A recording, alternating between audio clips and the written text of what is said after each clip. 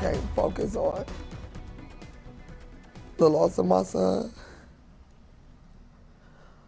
I refuse to focus on planning a funeral right now.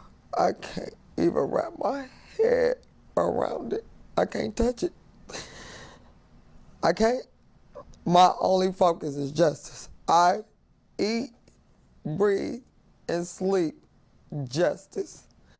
Raw emotion today from the woman who just 5 days ago learned her son was killed by a Franklin County deputy. And as we're getting new updates from police and other investigators, family members of Casey Goodson Jr. are speaking tonight only to NBC4.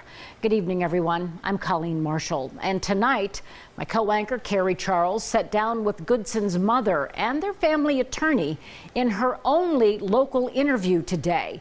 Carrie is joining us from downtown Columbus right now. And Carrie, we could tell this is quite an emotional time, obviously, for that mother.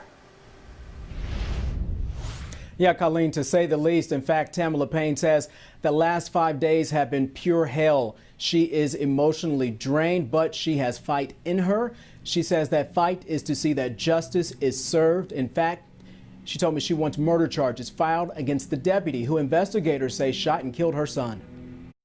And my son needs a voice. I have to be his voice. He has to be her. He was murdered. You said the only threat my son was he was a black man. Tell me more about that. He was a black man. He was a black man in the path of a racist, quote unquote, so-called deputy who became a target.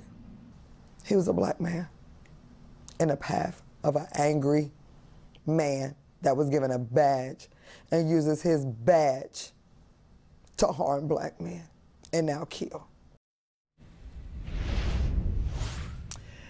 She also talked about her son having a great sense of humor. She told a lot of stories about him and did a lot of smiling while holding back some of that pain. She talked about his love for animals, but more than anything, she said he loved his family, and his family, for sure, loved him.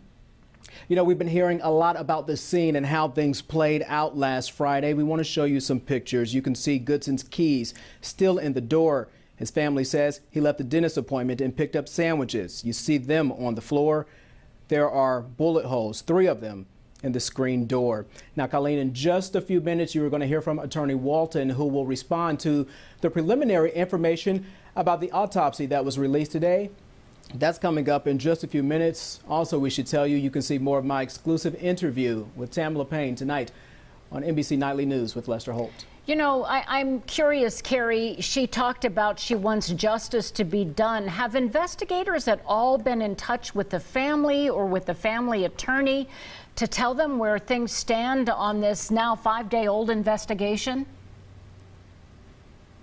Well, they have a lot of questions about how this investigation is playing out. They are pleased to see this next step of the federal investigators being involved, but they know that there's a long course ahead, and so they are doing what they need to do now. They say they are grateful and appreciative that the community is rallying around them, and they want people to continue to do so. They hope that when they hear from investigators, they want the full information, they want answers, and again, she wants justice.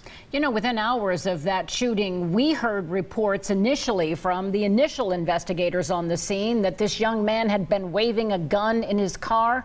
Now, I understand the family said that's just out of character for him. Yeah, they say way out of character. There's talk of him having a gun. The family says there will be no surprise with that. He was licensed to carry a firearm. They say he was a gun enthusiast, and he talked about being responsible. They told me about several family members who he pretty much lectured and said, you don't have illegal weapons with you. If you're going to do it the right way.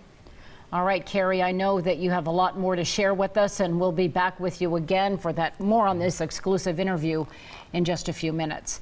Meanwhile, the Franklin County coroner is releasing details today on Casey Goodson Jr.'s autopsy. NBC4's Dan PEARLMAN is joining us now live. And Dan, what is the coroner telling you today? Well, Colleen, a big question surrounding this case surrounds where Casey Goodson was shot on his body. So I asked Dr. Anahi Ortiz if he was shot in the front or back of his body. She says at this point she just can't say, but Dr. Ortiz does tell me Goodson's preliminary cause of death is multiple gunshot wounds to the torso. She says the manner of death is homicide. That means Goodson died at the hands of another individual. The coroner tells us the final autopsy report will be available in 12 to 14 weeks. In the meantime, U.S. Attorney David DeViller says the federal investigation into whether Goodson's civil rights were violated will continue. Columbus police say the investigation into the shooting will continue. The Franklin County Sheriff's Office today releasing a video statement they recorded from the sheriff. We all want answers right now, but the truth is we have to wait. We have to wait until the independent investigators complete their work. And today I did reach out to a spokesperson for Columbus Police. I asked if anyone with the police department would be able to discuss this investigation on camera, but I was told no one would be available. Local for you in Columbus, Dan Perlman, NBC4. All right, Dan, thank you for that update. And again, we will have more from the Goodson family coming up in a few minutes on NBC4. And you can read more about our coverage of the deadly shooting over the last 5 days at NBC4i.com. You can find that right now. And new